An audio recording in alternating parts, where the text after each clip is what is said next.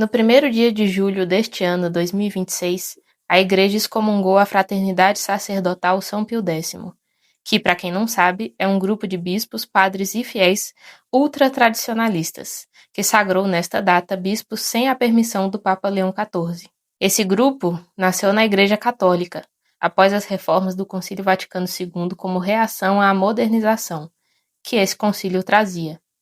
E agora a própria Igreja o excomunga, ou seja, declara como um grupo que não faz parte do seu próprio corpo, como um cisma, tal qual a Igreja Católica Ortodoxa Russa. E veja o que disse um dos líderes da Fraternidade Sacerdotal São Pio X no sermão do Dia das Sagrações, citando uma passagem bíblica em que Jesus diz: "Vocês pensam que vim trazer a paz à terra? Não, digo a vocês. Ao contrário, vim trazer a divisão. De agora em diante haverá 5 em uma família divididos uns contra os outros, 3 contra 2 e 2 contra 3." Gente, eu trouxe essa fofoca católica para vocês para justificar a minha opinião sobre Vivo ou Morto, ou Wake Up Dead Man, o terceiro filme da franquia Knives Out, que para mim é o melhor filme da franquia, justamente, gente, porque o roteiro desse filme, ele é simplesmente perfect. Ele é um roteiro perfeito. E, gente, óbvio que essa é uma história de suspense policial, né?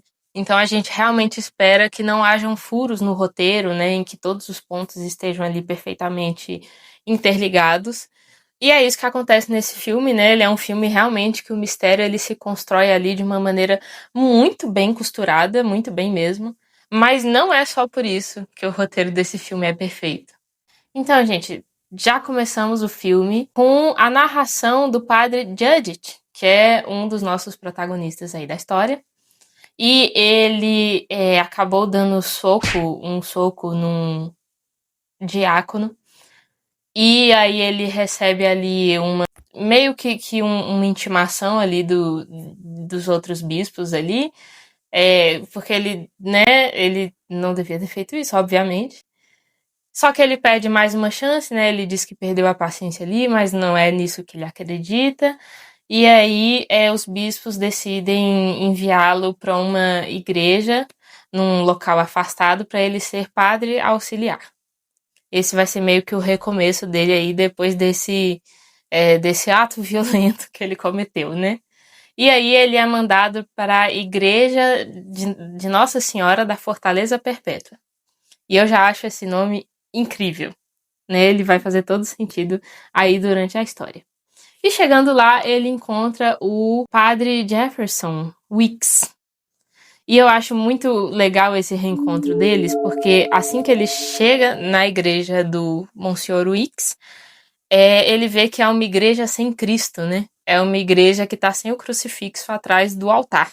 Essa é a primeira coisa que ele observa, né? E aí ele conhece o padre Jefferson, e o padre Jefferson, ele está de batina. E o padre Judith não usa a batina, né? Ele usa só o colarinho, só que ele usa roupas civis, né? Ele tá sempre de camisa e calça. E eu acho isso um detalhe também muito interessante, porque para quem é católico, né? E já participou aí desses meios mais tradicionalistas, sabe que isso é como uma demarcação de lados, né? O padre ele usar ou não batina.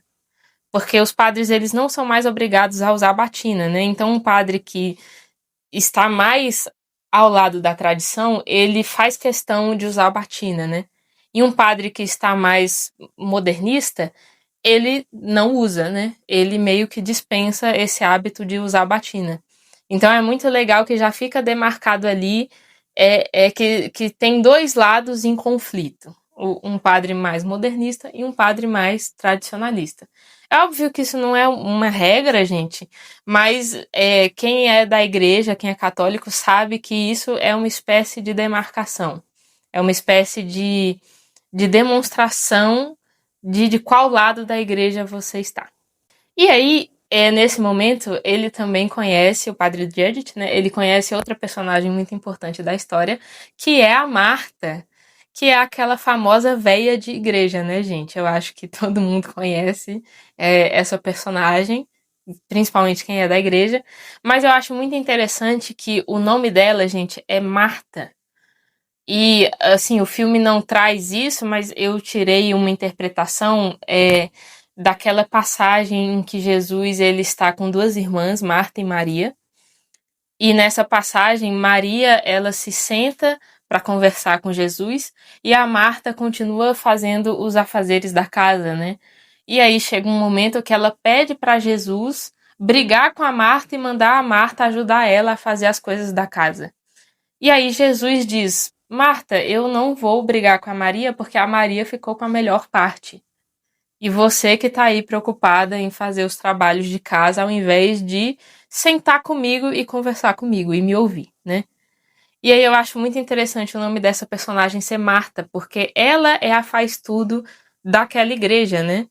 Tipo, ela toca o órgão, ela limpa os objetos da missa, ela veste o padre para a missa, ela tá ali cuidando de tudo, né? Ela é a secretária também, ela cuida de todos os documentos da igreja, ela cuida das doações, ela cuida dos grupos de fiéis.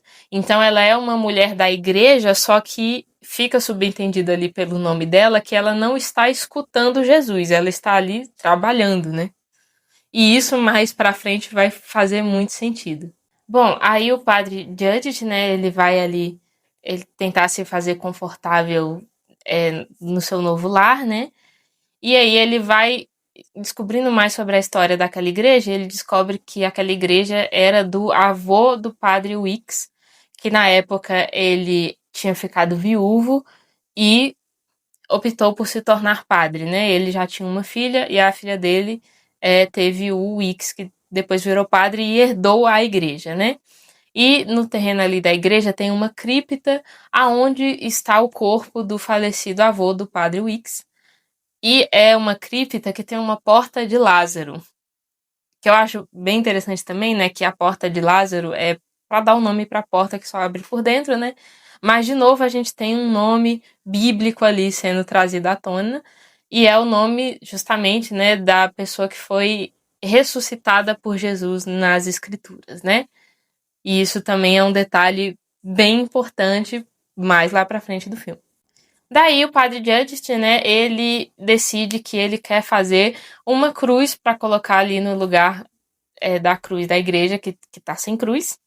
E aí a gente tem uma cena bem engraçada, porque ele tá com uma trena medindo o tamanho ali do lugar, né? Uhum. E aí o padre Wick chega comendo uma maçã e pergunta: que você tá fazendo? Ele fala: eu sei de um pouco de marcenaria, eu vou pegar os objetos ali do Sam, que é um caseiro ali da igreja, e vou fazer uma cruz. E aí o padre Jefferson Wicks, né, fala: não, deixa assim. Isso, ele comendo uma maçã, ele fala: deixa assim, porque a falta da cruz é para lembrar do pecado da vadia safada. Ele fala literalmente isso. E aí ele diz pro padre Judith: toma a minha confissão. E aí é muito interessante porque o padre Jefferson, né, ele se confessa ali com o padre Judith, né, porque os padres, né, eles tomam confissão dos fiéis e eles se confessam entre si, né, porque só padres podem tomar confissões, né. Só que toda vez que ele vai se confessar com o padre Judith, ele confessa pecados de masturbação, né. E fica ali subentendido que ele faz isso meio que pra intimidar o padre Judith, né? Bem aquela coisa do, eu sou o imbrochável, né? Bem coisa, né, do pessoal direitinha, né? Eles têm alguma coisa com falos e com paus, né? E com masturbação. E aí ele fica sempre falando pro padre Judith que ele pecou se masturbando. E aí, quando ele fala pro padre Judith: toma a minha confissão, a trena do padre Judith murcha assim, né? Ela cai assim. Parece que ele broxou, né? E aí é uma situação bem... O humor da tira, ele é muito bem construído. Eu adoro. E aí, depois disso, o padre Judith, ele vai perguntar pra Marta quem é a tal da vadia safada, né? E aí a Marta conta que a vadia safada é a mãe do Wicks, era, né? E aí o padre Judge pergunta, tá, e o que que ela era? E ela diz, ela era uma vadia e uma safada. E ele, então tá bom. E aí ela conta a história da mãe do Wicks, né, que ela era ali a filha do padre Wicks, o avô do Wicks, e ela realmente era uma mulher ali mais vulgar e tudo mais, e ela estava esperando pela fortuna do pai dela, né? E é por isso que ela estava ali na igreja, porque o pai dela, o padre, né, disse, ó, se você ficar aqui comigo, na minha igreja junto com seu filho, aí quando eu morrer eu te passo a minha fortuna. Ela aceitou e ficou ali esperando, né? Só que o que acontece é que quando o velho morreu, não acharam o dinheiro em nenhum lugar, né? E ele disse para a filha dele, né, que agora sua herança está em Cristo. E aí ele dá para ela um domozinho de vidro com Jesus dentro, uma estatuazinha de Jesus dentro. É óbvio, né, que ela não aceitou e aí tem aquela cena, né, dela meio possuída ali, estragando a igreja todinha, né, um flashback da Marta. E aí a Marta diz que ela profanou a igreja de ódio, né, por causa da ambição dela. E aí ela acabou morrendo, né? Segundo a Marta, porque Deus tirou a vida dela por ela ter profanado o templo. E aí, nisso o padre Judith e a gente fica sabendo de um pouquinho, né, dessa história. E aí a gente fica sabendo também que desse significado da maçã de Eva, né? Porque o avô do padre Wicks disse isso para Marta quando ela era pequenininha, né? Ele fala, ó, essa é a maçã de Eva, é a ganância, é o desejo por dinheiro e por poder, né? E aí a gente tem esse significado aí posto no filme. Então, logo depois disso, nós temos a apresentação dos outros personagens dessa história, né? Porque é um romance policial, então nós temos vários suspeitos. Nossa primeira suspeita é a Vera. Ela é uma advogada que também cresceu ali na igreja, né? O pai dela era advogado e era advogado do Wicks. E ela parece um pouco insatisfeita ali, só que ela tá fazendo tudo pelo pai dela. Ela continua ali sendo advogada do Wicks pelo pai dela. E ela também cuida de um rapaz, né? Ela é meio que mãe adotiva de um rapaz, o Sai, que foi trazido pelo pai dela em determinado momento e fica subtendido ali para as pessoas que ele é um filho ilegítimo do pai dela. Então seria um meio-irmão ilegítimo dela que ela está cuidando. Até então, né? E o Sai, ele está tentando a carreira política no Partido dos Republicanos. Então já fica demarcado ali que ele é de direita, né? Tanto que tem um momento ali que ele tá conversando com o padre Judith, que ele fala que, nossa, ele tentou atirar em todos os assuntos possíveis, né, para ganhar votos, mas não ganhou, né? E o padre Judith, todo bonitinho, fala ali para ele que, nossa, você deveria tentar se conectar com as pessoas, ao invés de só ficar falando de vários assuntos, né? Ao invés de só ser anti-vacina e etc e tal. Aí seguimos com os outros personagens, né? Nós conhecemos o Net, que é um médico que acabou de ser abandonado pela esposa que levou os filhos, né? E eu acho muito interessante, gente, porque nesse momento que nós somos apresentados para o Net e depois que a gente vê ele, né? Ele é muito comparado com o personagem do livro O Colecionador, que é esse livro aqui, que eu já li, para quem já leu sabe que é um livro perturbador pra cacete, pra dizer o mínimo, em que o colecionador é um personagem ali que coleciona borboletas, né? E eu acho interessante que a casa do Net justamente é cheia de quadros de borboletas, né? Que nem é descrito no livro do colecionador, tanto que o papel de parede também é de borboletinhas. Eu acho isso maravilhoso, assim, porque a comparação está muito clara ali na imagem.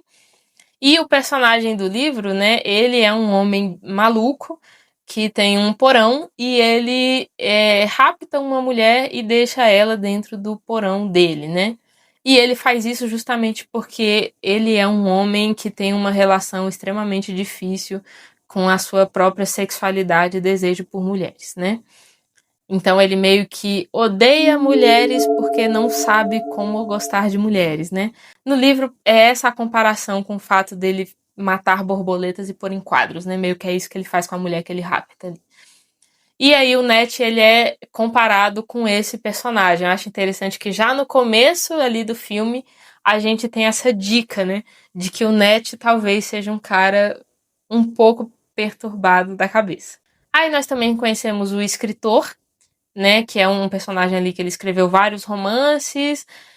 Depois ele meio que se cansou do que ele tá escrevendo, se cansou dos leitores, e aí ele foi para a igreja do Padre Wicks, né? E ele tá meio lelé também. Eu acho ele bastante parecido com um monarque. Porque ele monarcou, assim, ele acha que tá todo mundo contra ele, né? Os globalistas e tudo mais. E aí ele tá lá embaixo da asa do Padre Wicks, justamente porque o Padre Wicks é esse padre ultra tradicionalista, né? Que fala bastante bobagem, com as quais ele se identifica. E por último, a gente tem a Simone, que é uma mulher musicista que sofre de dores crônicas, né? Então ela tá sempre numa cadeira de rodas, não porque ela não consegue andar, mas porque ela sofre muito de dor. E ela justamente foi para a igreja procurar a cura transcendental de Cristo, né? E o Padre Wicks está meio que ali mantendo ela ali nessa promessa de que se ela tiver muita fé, ela vai ser curada, né? Só que ela é uma mulher extremamente rica, então ela faz doações bem gordas para a igreja do Padre Wicks. Então nós temos aí esse círculo de fiéis, que são os outros personagens e os outros suspeitos aí da nossa trama policial maravilhosa, bem escrita. Então voltamos para o Padre Wicks, depois de fazer esse tour ali pelos personagens. E aí a gente vê um pouco mais, né, das tendências dele, né, porque ele é um padre justamente, né, que tá ali naquela igreja com pouquinhos fiéis, e toda vez que ele vai fazer sermão no domingo, né, na missa tem esse momento em que o padre sobe ao púlpito para pregar um sermão, né, e sempre que ele faz esse sermão, ele usa palavras muito duras, ele fala coisas muito indelicadas, e parece que ele tá sempre atingindo a pessoa nova que chegou na igreja, né? Ele faz até que a pessoa levante no meio do sermão e vá embora. E, gente, por incrível que pareça, eu já vi bastante dessa situação, porque eu vim de uma família que meus pais, eles são católicos bem tradicionalistas, né? E a gente passou por esses momentos, assim, de estar numa igreja e o padre, justamente tradicionalista também, e no sermão falar coisas e vira e mexe alguém levantava e saía e nunca mais voltava, né? Eu gosto porque esse filme ele apresenta isso, né? E eu acho que para quem nunca viveu isso fica parecendo uma coisa muito exagerada, mas é uma coisa que realmente acontece, gente. Se você for numa igreja com um padre bem tradicionalistinha, ele vai fazer um sermão bem barra pesada e talvez alguém levante no meio do sermão, tá? Principalmente quando ele solta alguma coisa do tipo, ai, quem faz tatuagem vai pro inferno. Aí a pessoa tatuada levanta. Ai, quem é divorciado vai pro inferno. Aí a pessoa divorciada levanta. Quem é gay, né? Não sei porque gay vai na igreja, gente, mas tem gay que vai na igreja, aí a pessoa gay, ela levanta também nesse momento, né? Tadinho dos gays.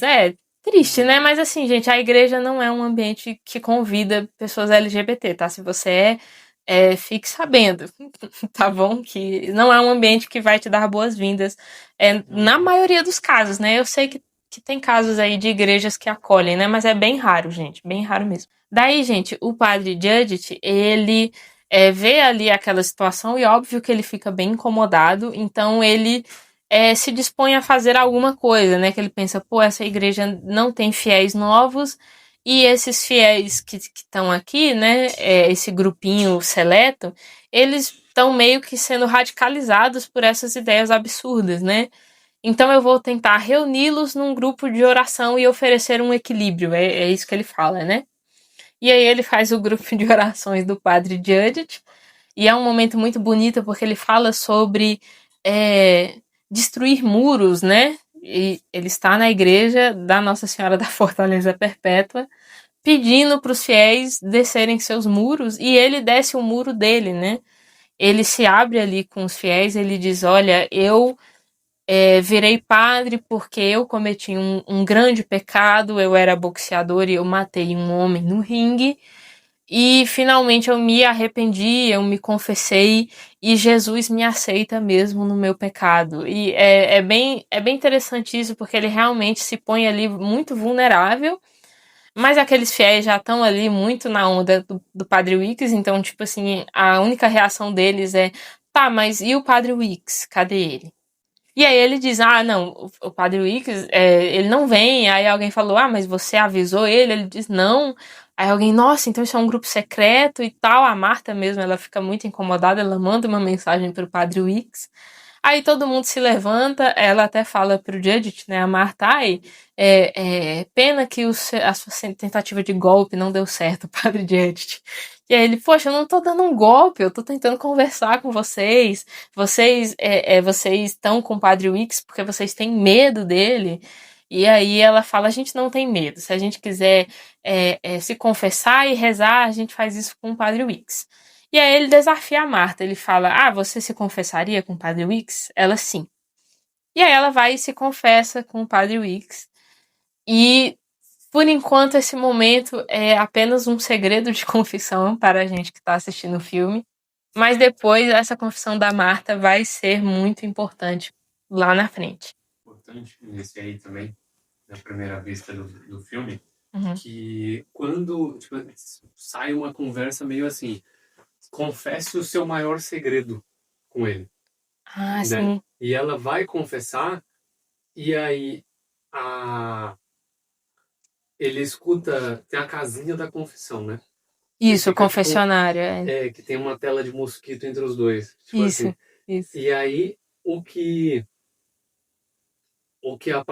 ele percebe ali é que a casinha mexe, É, ela sai toda escabelada é, da casinha de confissão é, e o padre Wicks sai ofegante é. na casinha de confissão. Tipo assim, parece que rolou uma cena de safadeza lá dentro. Parece que E, rolou uma mamada, sim. Sim, e aí, é verdade. e aí o padre Jude fica bastante enojado com essa situação, né? Ele fala assim, olha só. É, ele Que... olha assim, né? Tipo, Uhum, o que rolou ali dentro, né? uhum, Sim. E é legal, né? Porque é mais uma piadinha sexual do filme, né? é. Só que depois a gente vai descobrir que é uma coisa muito decisiva, né? Pra tudo, pra todo o resto que rolou na história, né? Daí, gente, a gente descobre que se passaram 9 meses que o padre Judith tá lá na igreja do padre Wicks. O padre Wicks tá ali de novo confessando seus pecados masturbatórios para o padre Judith. E aí o padre Judith, ele tira a estola de confissão, né? Joga pro padre Wicks e começa a se confessar pro padre Wicks, né? E aí ele diz: olha, o meu pecado é que eu violei a intimidade de um colega padre. Eu fui no escritório da Marta, eu encontrei lá um exame médico e eu descobri que você fez uma cirurgia que te impede de ter uma ereção. Então, esse momento que ele revela ali pro padre Wicks, né, que ele descobriu esse segredo do padre Wicks e revela para nós, né, que o padre Wicks nesse tempo inteiro ele estava literalmente só mentindo e intimidando o padre Judge com essa coisa de, eu pequei me masturbando, assim, assim, assada, né? Não, nesse tempo inteiro ele não tava porque ele nem consegue, né? E aí é interessante essa coisa, né, de que esse pessoal, assim, sem querer ofender, gente, mas o pessoal de direita tem alguma coisa com isso do, imbrochável, meu pau está sempre duraço.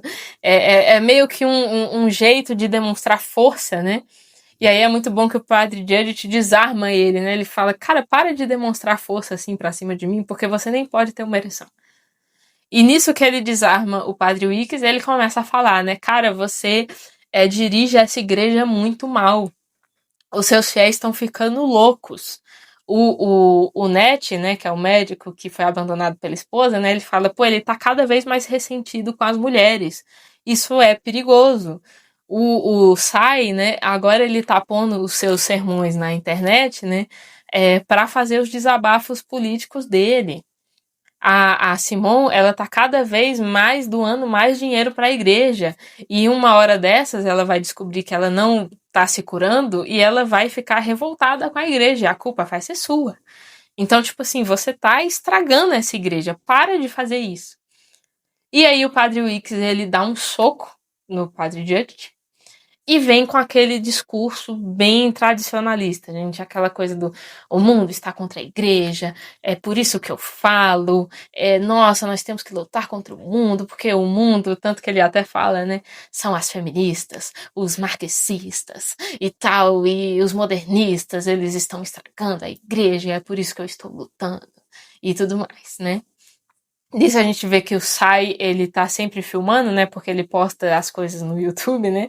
Ele tá sempre com o celular e o microfone na mão, né? E ele gravou esse momento do Padre Judge brincando com o Wicks, né? Principalmente o momento em que o Padre Judge, ele responde o Padre Wicks falando, cara, eu vou te arrancar dessa igreja como um câncer, porque você tá envenenando essa igreja. Nisso, nós temos ali um momento em que o Padre Judge, né, ele está ali pensando como é que ele faz isso, né? Como é que ele não desiste daquela igreja. Ele acaba indo para casa ali onde eles moram, né? Ele e o Padre Wicks. E o Padre Wicks está fechado lá com o grupinho seleto de fiéis, né? E ele pega a parte que o Padre Wicks está ali falando, né? Ai, grupo de orações do Padre Judge, que besteira, eu que dirijo essa igreja, ele tá ali esbravejando com a galera, falando do grupo de orações que ele tentou abrir. E aí ele entra, ele vê o Padre Wicks com todos os fiéis, só que o Padre Wicks expulsa ele com uma livrada. Aí ele sai.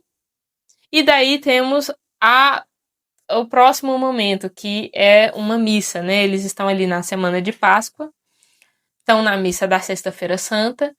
O Padre Wicks está fazendo sermão, o Judge não está prestando muita atenção. O Padre Wicks, depois do sermão, se esconde num depósitozinho que tem ali no altar, né? O Padre Judge vai seguir ali com a cerimônia, só que ele escuta o Padre Wicks caindo, né? Meio que desmaiando. E aí ele para o que ele tá fazendo para ver os fiéis ali, que são os fiéis de sempre, né? Ficam ali meio curiosos, vão lá para ver também. Quando o Padre Judge chega mais perto, né? Ele encosta no sangue, né? Na roupa dele. E aí começa o filme pra valer, né? Porque meio que termina ali a narração do Padre Judge, né? De como. De tudo que aconteceu até acontecer o assassinato do Padre Wicks, né? E aí a gente tem a polícia chegando, né? E claro, né? Todo mundo tá ali suspeitando dele, né? Ele é o suspeito número 1 do assassinato do Padre Wicks, né? Porque ele não gostava do Padre Wicks, né? O menino, o Sai, ele gravou eles ali discutindo e postou na internet, né? Tanto que a policial, né? Ela tá ali conversando com ele e fala, poxa, padre, sei lá, você é a única pessoa que teria matado o Wicks aqui, segundo o que eu tenho aqui, né? Então ele volta para a igreja bem transtornado, né? E aí eu acho interessante, né? Vem essa coisa dos efeitos psicológicos que o Padre Judge está sentindo, né?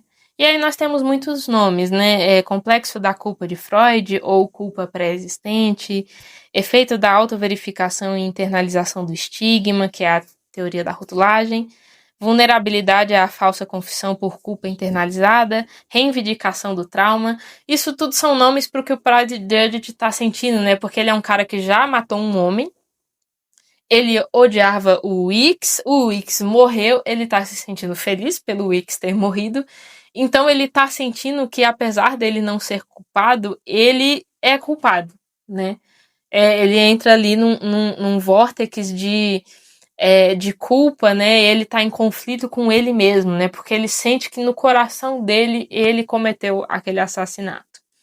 E isso é bem legal, né, gente? Porque esse filme todo, né, é sobre conflitos internos, né? Vem desde o conflito interno da igreja católica, né, tradicionalistas versus modernistas, Aí vem para aquele ambiente ali da igreja, da Nossa Senhora da Fortaleza Perpétua, né, que é o conflito entre o padre Wicks e o padre Judith, entre os fiéis e contra o padre, e aí a gente vem para a cabecinha do padre Judith, né, que ele está em conflito com ele mesmo, né. É ele padre e ele assassino, né, ele homem santo e ele homem que sentiu o desejo de matar outro homem. Isso é muito legal, porque o filme ele é bem consistente em narrar esses conflitos internos, né? Toda a história é em torno desses conflitos internos. Só que nós temos uma luz no fim do túnel, né? Porque a gente tem a chegada do nosso queridíssimo Benoit Blanc. Maravilhoso! Ele chega na igreja, né? E aí é bem engraçado que o padre Judge está lá pedindo ajuda a Deus porque ele está feliz pelo padre Wicks ter morrido e ele acha isso um pecado, né? Então ele está ali no seu momento conflituoso. Chega o Benoit Blanc, né? E aí ele, ai, nossa, desculpa, você estava rezando, não queria atrapalhar. E aí o padre Judge levanta e fala, não, tudo bem, você é bem-vindo, a gente só não vai ter missa de Páscoa. Aí o Benoit Blanc fala, ai, tudo bem, né? Eu não vim assistir missa. E aí é bem interessante que eles têm essa conversa ali entre o padre e o ateu, né? Tanto que o Benoit Blanc fala, né? Ah, eu sou um herege orgulhoso, né? E é interessante porque é esse herege orgulhoso, né? Então é essa pessoa externa a todos esses conflitos internos que vai resolver a situação, né? É um herege orgulhoso que vai vir para a igreja resolver aquele caso, né? E aí eles estão ali tendo aquela conversa. E aí tem uma das melhores falas, gente, desse filme, porque ela é uma fala que vai resumir todos os acontecimentos dali pra frente. Uma fala do Benoit Blanc, né? Porque o padre Judge te pergunta, né, se ele, se ele, apesar de não ser católico, ele não gosta da igreja, alguma coisa assim, e ele fala o seguinte: a arquitetura muito me interessa. Eu sinto a grandeza, o mistério, o efeito emocional desejado. E é como se alguém tivesse me mostrado uma história na qual eu não acredito. É construído sobre a promessa vazia de um conto de fadas infantil repleto de maldade, misoginia e homofobia, e seus incontáveis atos justificados de violência e crueldade, enquanto, ao mesmo tempo, ainda esconde os seus próprios atos vergonhosos. Então, como uma mula teimosa dando coice, eu quero desmontar tudo isso, estourar essa bolha pérfida de crença e chegar a uma verdade que eu possa engolir sem sufocar. Gente, que fala perfeita, assim, porque ele tá falando da descrença dele na Igreja Católica, ao mesmo tempo que ele tá falando de todo o caso que vai se desenrolar, de todo o mistério, né? Porque mais pra frente, né, eles vão começar ali a investigar o caso, né? O Benoit Blanc, ele fala pro padre Judith, né, que ele não acredita que ele tenha sido assassino, apesar dele ser o principal suspeito, porque ele vê um homem que tá atormentado por uma culpa que não é dele, né? Então ele quer ajudá-lo. E aí ele chama o padre para investigar junto com ele o caso da morte do Wicks, né? E aí ele tá ali conversando com o padre Judith e a policial, né? E ele fala, né, nossa, isso é um crime perfeitamente impossível, né? Porque aconteceu dentro de um depósitozinho, quando não tinha ninguém. Foi uma faca que tinha uma cabeça de lobo vermelha na ponta, né? Então parece uma história mirabolante, né? E aí o Benoit Blanc ele está ali justamente para desmontar essa história que parece um conto de fadas, né? Porque ele não acredita, né? Então ele está ali atrás da verdade, por trás daquele crime impossível. E ele disse tudo isso num único discurso no começo do filme. Eu acho isso impressionante. Então, gente, o Benoit Blanc e o padre e a policial estão ali investigando, né? Eles vão ali para a cena do crime, que é o altar, onde o padre Wicks fez sua última missa. O Blanc fica ali levantando uma série de hipóteses, né? E aí eles vão ali pro depósito onde o Wicks morreu, né? E o padre Judith, ele faz uma suposição ali, ele fala, eu ouvi um baque metálico quando ele caiu, será que não tinha uma parede falsa ali no fundo, de onde veio a faca que atingiu as costas dele? E aí é interessante que o Blank fala assim, muito bom, Padre Brown, né? E aí ele cita esse livro, né? O Segredo do Padre Brown, né? Que na verdade, gente, é uma série de contos do G.K. Chesterton, né? Que é um homem extremamente controverso, vale lembrar, né? Só que ele foi um inglês, gente, que escreveu um bocado, né? O homem era uma máquina. E ele escreveu vários contos de mistério, de romance policial, em que o protagonista era um padre, né? O Padre Brown, né? Ele era um padre investigador, né? Esse aqui é um dos livros que compila os contos que eu tenho. E eu devo dizer pra vocês, gente, que apesar de eu saber aí de todos os problemas do Chesterton, é interessante ele ser citado aí através do Padre Brown nesse filme, porque ele era um homem que se dizia nem de esquerda nem de direita. E eu acho bem interessante, justo nesse filme, a obra dele de romance policial ser citada, né? Além de que, apesar de tudo, são contos bem divertidos, assim, eu li esse livro na adolescência, né, e outros contos do Padre Brown, e eu achava bem legal, assim, eu acho eles mais legais, inclusive, que Sherlock Holmes, justamente por trazer esse padre investigador aí, que realmente vai atrás de pistas, né, de crimes bem mirabolantes. Fica a minha recomendação aí pra quem quiser. Eu sei que o Chesterton não era flor que se cheire, mas é interessante também ele ser citado aí no filme, né? Por causa das posições políticas ao centro e além que ele dizia que tinha, né? E aí, gente, o Weekes justamente tá morto, né? Ele vai ser enterrado ali, então a gente tem o velório dele. Blank, ele tá ali com o padre Judith, né, tentando ajudar, e ele fala assim pra ele, olha, o velório tá chegando e eu acho que eu não tenho todas as peças ainda desse crime, eu acho que você tá escondendo algo de mim, e se você não me disser, eu vou ter que entrar na sua cabeça e arrancar, né? E aí é nesse momento que ele põe o padre Judith pra sentar e escrever tudo o que aconteceu até o dia do assassinato, né? E aí é o começo do filme, né? É o Padre Judith escrevendo ali pro Blank o que tá rolando, né? E é bem interessante esse jeito que eles colam, né, as duas partes do filme, né? O começo e é o meio pro final, né? E enquanto o Blank tá ali lendo o relatório do Padre Judith, né? Ele percebe ali uma mini incoerência, né? Porque o Benoit Blanc é o Benoit Blanc, né? Então, nas entrelinhas, ele pega ali que o padre escondeu alguma coisa dele. E o que o padre Judith escondeu, né? A gente até fica ali naquela coisa, né? Quando eu tava assistindo, né, amor? Eu fiquei, nossa, é porque foi ele que matou, né? E é isso que ele tá escondendo. Só que não, né? Ele escondeu que o padre Weekes, ele ia pro cantinho lá do altar pra tomar um goró antes de continuar a missa, né? Porque ele era um alcoólatra, né? Só que ele era um alcoólatra escondido ali dos fiéis, né? Então ele ficava ali com vontade de beber. Alcoólatra tá errado, né? Alcoolista, que o pessoal fala hoje em dia, né? Não sei. Pode falar, alcoólatra provavelmente. Viciado em álcool, né? Ninguém vai te criticar por falar isso também, velho. Não tá errado. Será? Eu acho. Tá. Né?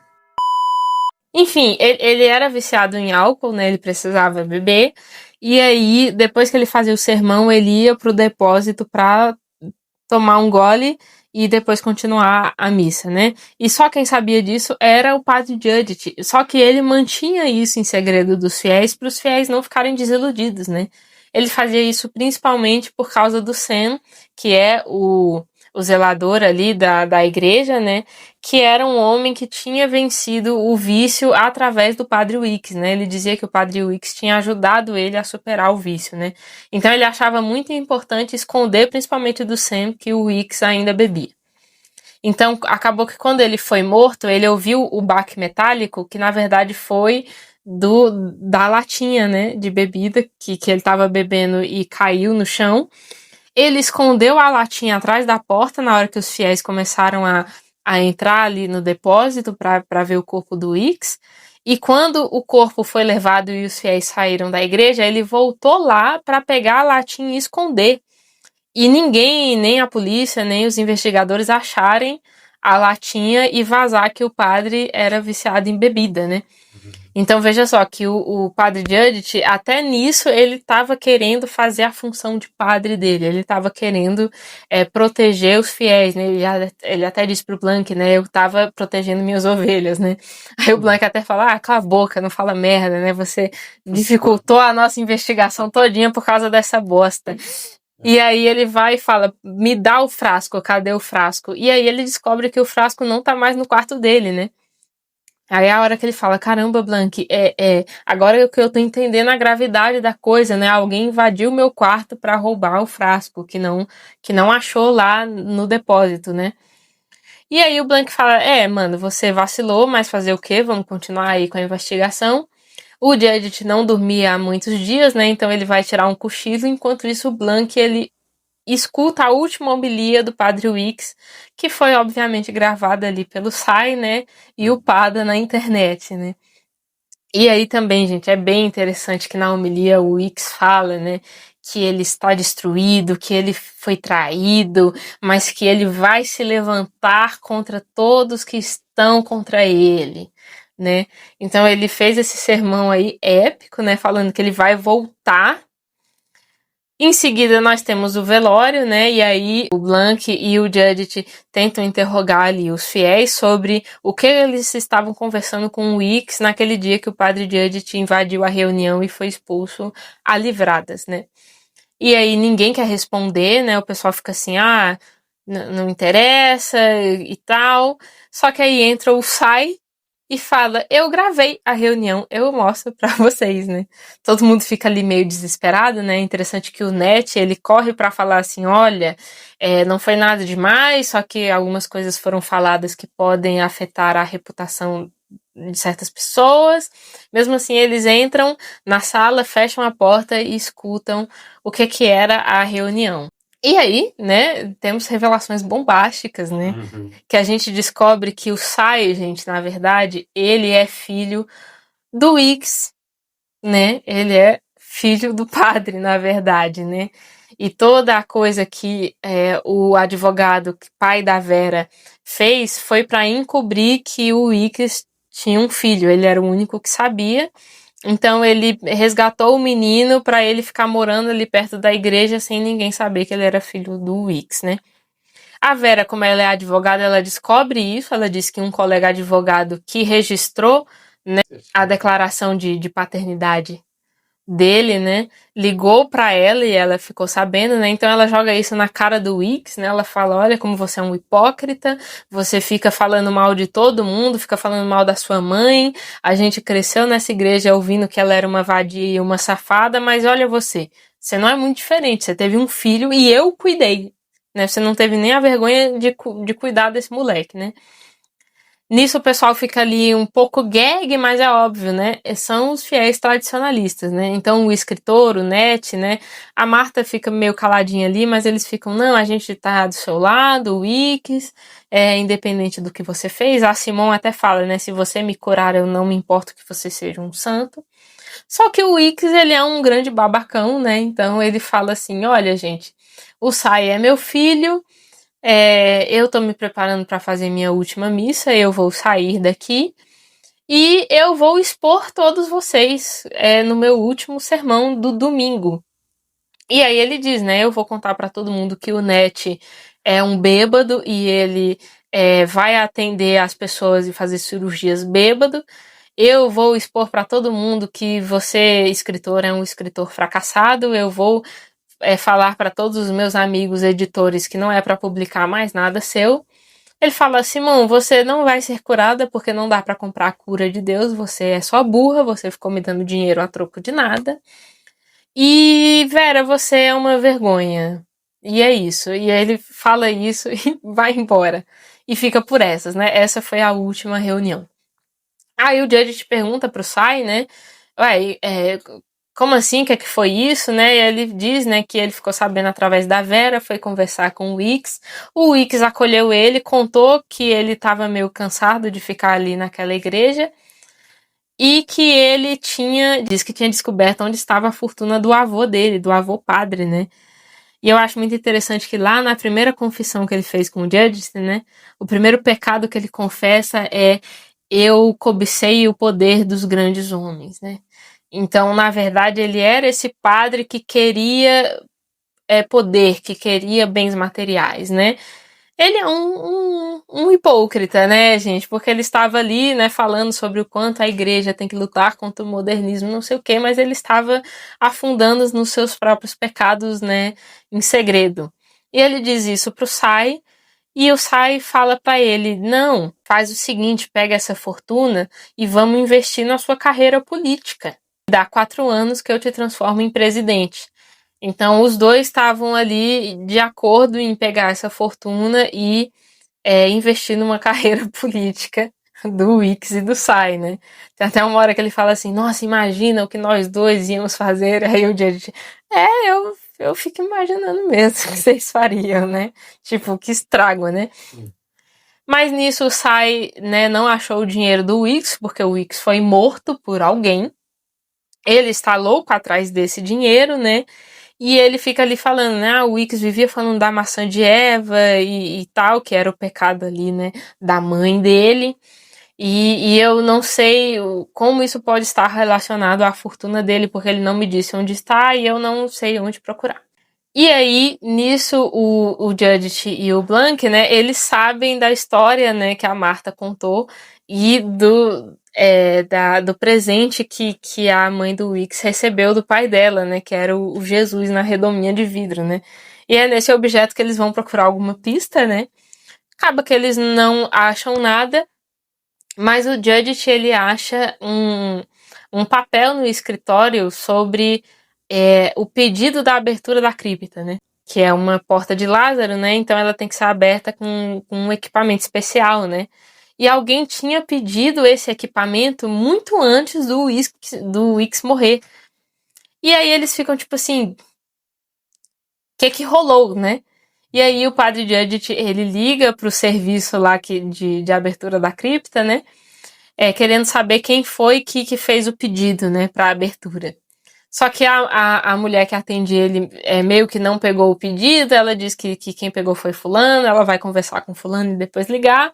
Ele tá ali meio com pressa, só que chega uma hora que a moça fala assim, padre, você é padre, né? Eu posso te pedir uma coisa? Ele fala o quê? Aí ela fala, poxa, reza por mim. E aí, nesse momento, gente, o Judge que tava ali tão engajado na investigação, ele quebra, né?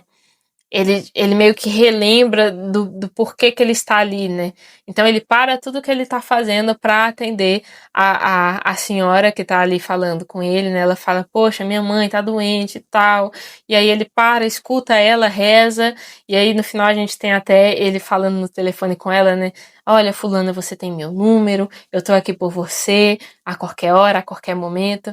Então eu acho muito bonito, né, que esse filme ele justamente traz esses conflitos internos aí da igreja, né? Só que ele traz o que muitos padres estão propostos a fazer, né? Porque tem muito padre que não são bons exemplos por motivos 1 milhão, né?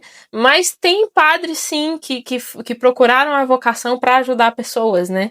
O padre Judge é um desses padres, né? E a gente vê que ele realmente está muito preocupado ali em fazer a função dele. E aí ele diz isso pro Blank, né? Ele fala, não quero mais ajudar nessa investigação, isso não é comigo, eu sou padre, eu estou aqui pelos meus fiéis, isso de descobrir quem matou o Wix é o seu trabalho. Só que o Wix fica ali, o Blank fica ali meio desesperado, porque a policial, ela quer prender o Judge, porque ele é o principal suspeito e tudo indica que foi ele que cometeu o crime, né? Então ele quer que o padre esteja ali junto com ele para eles terminarem rápido, descobrir quem é e ele sair inocente, né? Então ele meio que fica ali, poxa, não consegui, né? Porque ele ainda não chegou em quem que foi que cometeu o crime. Vem a policial na igreja, ela pergunta, cadê o padre? ela até fala pro Blank, né? Ela fala, poxa, você ficou nessa de enrolando o padre, sendo que eu revi lá a gravação da hora da morte, e entre o momento que ele entra no depósito até os fiéis começarem a chegar no altar são 9 segundos. Foi tempo suficiente para ele tirar a faca da roupa e matar o Weeks. E ele fala, não, calma aí, eu ainda tenho que investigar. E aí a gente chega em outro momento de plot twist, né? Desse filme. Que o padre tá lá fora, né? Tá chovendo. Ele tá perto da cripta. E aí ele vê a cripta abrindo, né? Do lado de dentro, né? Alguém saindo da cripta, né? E de longe parece o Wicks. Vivão saindo da cripta, né? Então, ó, ele ressuscitou, né? E daí a gente tem o caso estica, né? Porque, tipo assim, tá, e aí, né? Pô, o cara saiu do túmulo, né? Como assim? E aí a gente tem aquela coisa daquela história contada, que é um conto de fadas, no qual o Blanc não acredita que ele falou, né? Porque essa é a história que foi contada, né? O padre morreu ali com uma faca, com o rosto de lobo, e ele ressuscitou 3 dias depois. Ele saiu da cripta, fechada por uma porta de Lázaro, vivão, né? E isso foi filmado por uma câmera, né, de vigilância que estava lá. Daqui a pouco começa a correr ali que o Wicks ressuscitou, aquele grupo ali de fiéis começa a se ligar. Caramba, o Wicks ressuscitou. A Simone mesmo, né, a menina que quer ser curada, né? Ela fica, nossa, ela sai correndo na cadeirinha de rodas dela e, meu Deus, eu preciso ver, cadê? Só que os policiais fecharam a área, né? Daí o Blank, ele tá ali tentando entender tudo e ele acaba encontrando o Judith indo pra polícia se entregar. Ele puxa ele pro carro, né? E o Judith é assim, coitado, gente, ele viu, né? Ele acha que ele viu o Wicks se levantando, né? Ele já tá louco, ele tá tipo assim, não, é isso mesmo que aconteceu, eu matei ele, eu tenho que ali me entregar. E ele fala, fica quieto, calma, isso é um crime e a gente vai resolver. Espera aí. E é muito legal, gente, o desenrolar aí da descoberta, né? Porque acaba que a policial também fica ali esperando mais coisas, né? Eles entram na cripta para ver, o corpo do Wicks realmente não tá lá, né?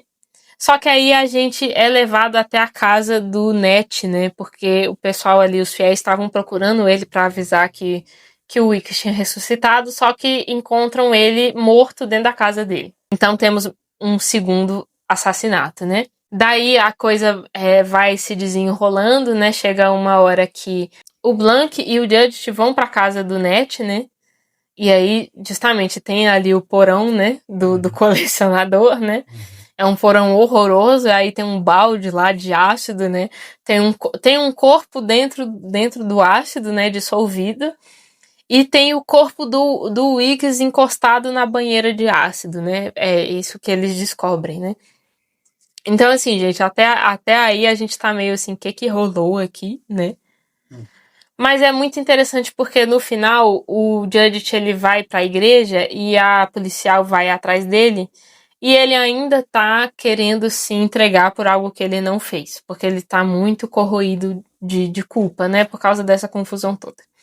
Só que vem o Blank e fala, cala a boca todo mundo, eu vou desvendar aqui na frente de vocês o que aconteceu. E aí, gente, tem um detalhe muito importante que eu fiquei guardando até esse momento aqui do vídeo, que é quando o Judge tava ali brigando com o Wicks ainda antes do Wicks ser morto, ele foi num bar, lembra? Beber, né, pra afogar as mágoas. É um bar que tem ali na cidade que é o Bar do Demônio. E é interessante que o bar é todo de coisas demoníacas, né? E aí tá lá o padre Judge bebendo nesse bar, ele tá bêbado. Aí ele começa a brigar com uma cabecinha de lobo que enfeita uma luminária em cima do balcão do bar, né? E aí ele encosta na cabecinha e ele acaba arrancando a cabecinha da luminária, né? Ele até fala pro dono do bar, né? Ele, Nicolau, eu quebrei. Ele todo bêbado, assim, triste. E aí o dono do bar, não, tudo bem, você tá bem pra voltar pra casa? Ele tô. Aí ele pega uma bicicleta e volta pra igreja. Só que ele tá ali, né, meio puto, meio bêbado, né? Ele pega a cabecinha de lobo e joga na igreja. E quebra uma janela. Então essa cabecinha de lobo que o padre Judith pegou foi parar dentro da igreja e depois virou a cabeça da faca que esfaqueou o Weekes, pintada de vermelho. Isso principalmente é o que faz com que ele seja o principal suspeito, né? Só que quando eles estão ali investigando com o Blanc, né, eles vão pro bar e o Blanc ele pega uma foto do bar e fica comparando com o bar, né? É uma cena bem interessante, né? Ele vê assim a perspectiva assim do balcão do bar, pega a foto e fica fazendo assim, né? Uhum. Ele, vocês estão vendo? Acaba que nem a policial nem o judge veem nada. Eu, como primeiro espectador, eu também não tinha percebido nada. Uhum. Só nesse final que ele revela, né? Que lá no bar tinham 2 luminárias com cabeça de lobo. E depois do assassinato, essas 2 luminárias com cabeça de lobo estão sem as cabeças de lobo. E aí que eles se ligam, né? Ah, então tinham 2 lobos, né? Uhum. E isso é muito interessante porque esses 2 lobos é tanto as cabeças de lobo do bar quanto os assassinos, porque não foi só um assassino, foram 2. Uhum. Então foram 2 lobos em todos os sentidos, né? Sim. E aí que ele fala, né? A pessoa que mais seria afetada ali com o exposed do padre Weekes era o Net, né? O médico. Então quem topou participar ali do assassinato foi ele, né? E a primeira pessoa que entrou ali na salinha onde o Weekes estava depois que o padre Judith viu foi ele. Então foi ele que aproveitou o momento para enfiar a faca dentro do Weekes. Só que quem estaria motivado, além dele, a arquitetar todo o crime, né? Nisso, o Blanc fica ali meio que enrolando todo mundo, né? Que todo mundo, beleza. O Net matou, mas quem ajudou ele? E ele, não sei. Ele diz que não sei. Todo mundo vai embora da igreja, né? Só que a Marta volta para a igreja. E aí ela volta para se confessar com o padre Judith. Aí ela ajoelha na frente do padre Judith e começa a contar a versão da história dela. Porque quem arquitetou o assassinato inteiro foi a Marta. E daí que a gente vai entendendo o lado dela da história, né? Que ela desde pequenininha estava ali naquela igreja, teve aquele lance da fortuna do padre que ele não quis dar para a filha, parará. E aí ela revela, né, que ela viu como o pai da mãe do Weekes tinha feito para esconder a fortuna, né? Ele tinha usado todo o dinheiro dele para comprar um diamante que ele ia dar para a filha. Só que ele decidiu não dar, né? Foi quando ele disse para Marta, né, que esse dinheiro, essa ambição toda é a maçã de Eva. E eu não quero que ninguém seja afetado por isso. Então ele vai e engole o diamante que ele comprou. E aí ele morre, né? E é quando a gente volta para aquela fala maravilhosa do Blanc, né? Quando ele fala que ele tá atrás de uma verdade que ele possa engolir sem sufocar, né? E o começo dessa história toda foi o padre que engoliu um diamante e sufocou, morreu sufocado, engolindo um diamante, né? Uhum. E nisso é que ele escondeu a fortuna dessa maneira, a única pessoa que sabia disso era a Marta. E a Marta, ela manteve esse segredo com ela, né? No dia ali que a mãe do Weekes profanou a igreja, na verdade, ela estava procurando o diamante, né? Porque ela sacou que a única forma do pai dela ter escondido a fortuna foi através desse artifício, né? Então ela estava atrás do diamante na igreja, por isso que ela destruiu tudo, não achou o diamante. E a Marta, ainda por cima, criancinha, foi lá no ouvidinho dela e falou assim: eu sei onde tá. E você nunca vai saber, sua vadia safada.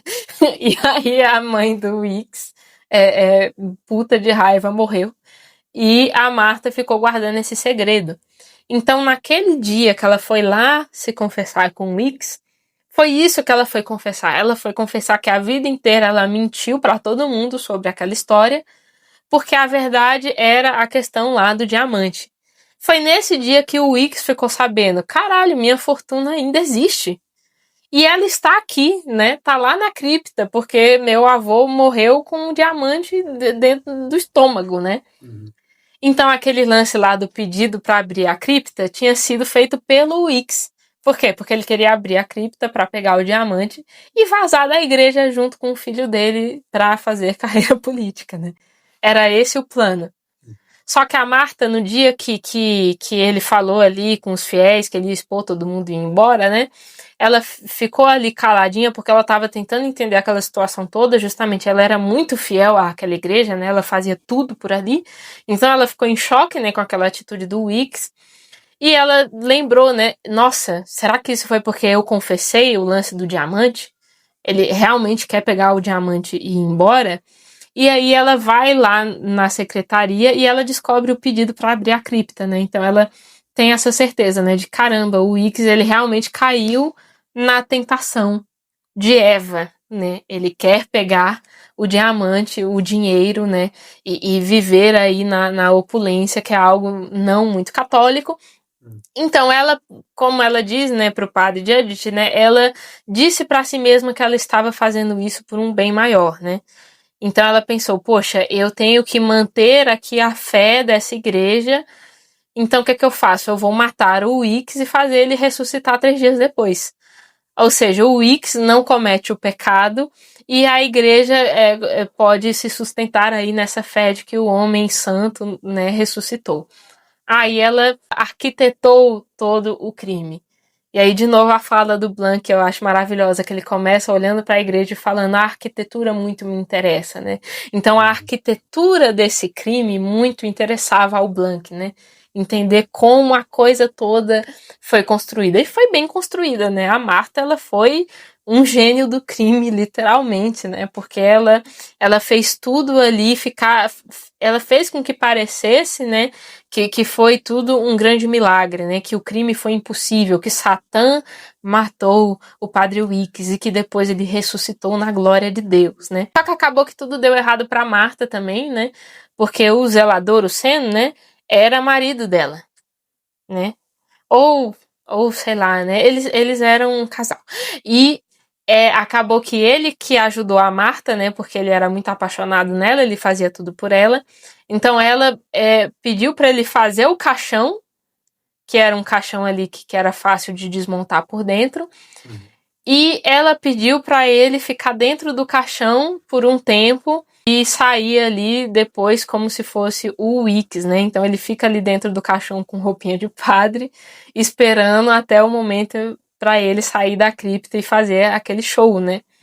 Só que acaba que o Net, né? Ele estava ali envolvido no crime, né? Porque foi ele que realmente matou o Wicks, né? Ele que deu a facada. Ele estava junto com a Marta. Só que, como ele ficou sabendo da coisa do diamante e tudo mais, né? No último momento, né? A ambição ali o pegou, né? Então, de novo, a maçã de Eva, a tentação ali daquele diamante, pegou alguém, pegou o Net, né? Que além de ter matado o Wicks, matou o Sen, né, pra pegar o diamante, porque o Sen tinha pego o diamante antes de sair da cripta, né, foi outro pedido da Marta, né, ela falou, ó, pega o diamante que a gente, sei lá, joga ele fora, faz alguma coisa pra ninguém mais ficar tentado pelo diamante, mas o Net ficou, matou o Sen, e ele ia matar a Marta, né, como ele era médico, ele tinha acesso a muitas substâncias ali. Ele acabou pondo uma dessas substâncias num copo de café para Marta, né? Depois que o crime tinha sido feito, eles iam se reunir ali para dissolver o corpo do Wicks naquela banheira de ácido, né? Só que aí ele conta tudo pra Marta, né? Ele fala o que ele fez e ele fala que tinha colocado veneno no café dela para ela morrer também. Só que ela trocou os cafés num momento que ele não estava vendo, né? Porque ela já tinha sacado tudo. Então ela acaba matando o Net, né? Nisso ela, né? Pensem, né? Uma mulher ali que viveu na igreja, né? Fez essa confusão toda, matou uma pessoa, né? Nisso ela pegou um dos remédios ali da bolsa do Net, do médico, e ingeriu. Então, nesse momento do filme em que ela tá se confessando, ela já tá morrendo, né? ela tá ali confessando os pecados dela pra morrer em paz, né? E aí ela confessa tudo, ela tá ali com um diamante na mãozinha dela, né? O Judith, ele faz a função dele, né? Ele confessa ela, né? Tanto que ele pede pra ela no final para ela se arrepender, inclusive de todo o julgamento que ela jogou em cima da mãe do Wicks, né? E aí ela, no final, ela consegue se arrepender até disso, né? Ele fala, Marta, deixa essa raiva aí, confia em mim.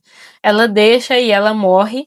É um momento bem bonito mesmo, né? Uhum. Tanto que até o Blank, né, a policial pergunta pra ele, né, por que você fez isso?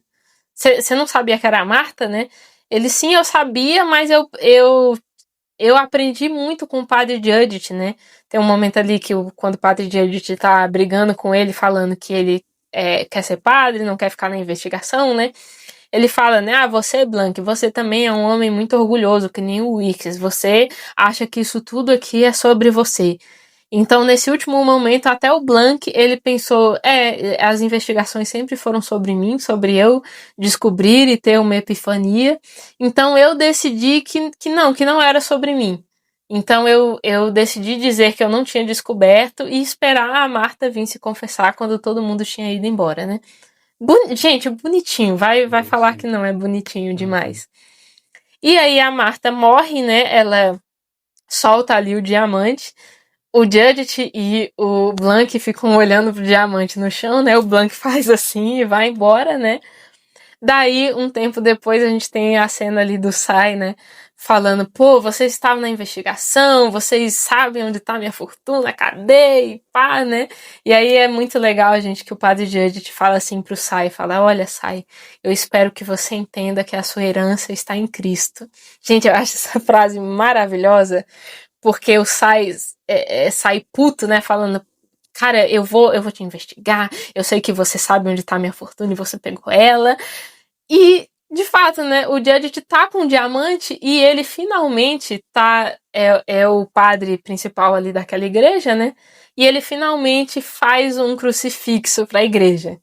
E onde ele põe o diamante? Dentro do crucifixo, né?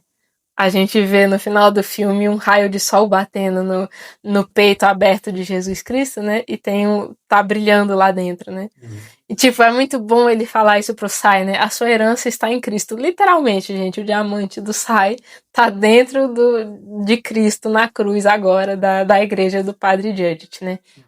E isso eu acho também muito simbólico, né? Porque o filme todo tem essa coisa do a maçã de Eva, né? A ganância que as pessoas caem na tentação, que é esse diamante, né? Tá, tá, tá materializado naquele diamante. E no final, o padre Judith é justamente esse padre, né? Que ele cometeu um pecado, mas virou padre, né? Ele vai para essa igreja em que tá todo mundo meio maluco e ele quer trazer um pouco de fé, de amor para essas pessoas, né? E no final, quem consegue transformar esse diamante, essa tentação, em outra coisa é ele, né?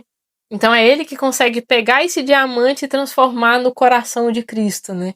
E pôr a cruz ali de volta e chamar de volta as pessoas para aquela igreja, né? Ele é o único que consegue não cair naquela tentação, né? Consegue transformar aquele diamante em algo bem mais bonito, simbolicamente falando, né? E é assim que termina Viva ou Morto. E, gente, poxa vida, esse filme, ele é perfeito. Fala se esse filme não é perfeito. Fala, amor. Se o É muito roteiro bom. desse É filme muito não bom. lindo, cristalino, se o Uhum. roteiro desse filme não é o diamante Uhum. É. da história do Muito bem feito, cinema. né? É. Muito. Tem uma puxada mais de cristianismo com uma coisa de doação, de negação de Sim, opulências sim. mesmo, e nada de milagres, mas Uhum. as ideias foram passadas, bem feitas, né? O Sim. padre não se tornou um personagem fraco, tosco, Uhum. mesquinho por ser um religioso, e nem o ateu. Nem o ateu se tornou um personagem fraco, Exatamente. tosco ou mesquinho por ser ateu. Sim, sim. Que eu gosto muito, eu acho muito bom essa Isso é dualidade. verdade, isso é É, verdade. Tanto que quando o filme tá terminando, né? O padre Judge pergunta pro Blank, né, se ele quer ficar para a primeira missa dele. E ele fala, não tem nada que eu queira fazer menos. E aí ele vai embora, né? E fica tudo bem, né? O padre Judge ali, padre católico, fazendo a missão dele. E o Blank provavelmente indo resolver outros mistérios que serão outros filmes desta franquia maravilhosa. É isso aí. É isso aí. Então fica a minha recomendação, gente. Viva o Morto ou Wake Up Dead Man, de Knives Out. Gente, muito bom. Nossa, eu adoro essa franquia. Desde o primeiro filme eu fico apaixonada, assim. Eu acho que eu gosto de romance policial no final das contas, né? Mas é muito bom, vale muito a pena. E é isso. Você tem alguma coisa pra dizer, amor? Ótimo filme. Ótimo filme? Ótimo filme. Uhum. Você disse que ficou com vontade de ver de novo, né? É verdade, verdade. A história, com você contando a história, dá vontade de ver de novo também. Eba! Filme muito bom, tipo assim, é bem. Eu Sim. uso todos esses Knives Out, eles Sim. são. Assim, eles têm uma retórica no roteiro, né? Você vai, você exatamente. volta, e aí tem flashback, vai pra frente, aí uma prevê o futuro. E aí. É muito bom, mano. É muito bom.